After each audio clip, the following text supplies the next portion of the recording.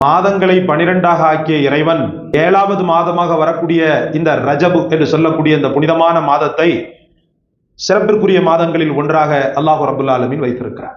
7க்கும் இஸ்லாத்திற்கும் ஒரு பெரிய பந்தம் உண்டு. வானங்களை 7ஆக படைத்தோம் என்று அல்லாஹ் சொல்கிறான். அதே போல பூமியை 7ஆக படைத்தோம் என்று அல்லாஹ் சொல்கிறான். அதே போல ஹஜ்ஜில் நாம் செய்யக்கூடிய காபத்து ஷரீஃபினுடைய தவாஃபை 7ஆக ஆக்கியிருக்கிறான். அதே போல சஃபா மர்வா என்ற இரு மலைகளுக்கு இடையே நாம் ஓடக்கூடிய தொங்கோட்டத்தை அல்லாஹு தாலா 7ஆக அமைத்திருக்கிறான்.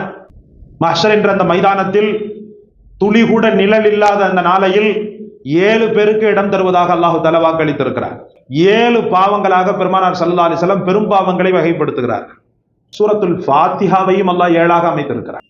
பலதரப்பட்ட நிலைகளை அல்லாஹ் ரப்பல் ஆலமீன் 7இல் அல்லாஹு தஆலா புதிய செய்திருக்கிறார். அந்த ஒரு 7வது மாதமாக இந்த ரஜபு மாதத்தை அல்லாஹ் ரப்பல் ஆலமீன் ஆக்கி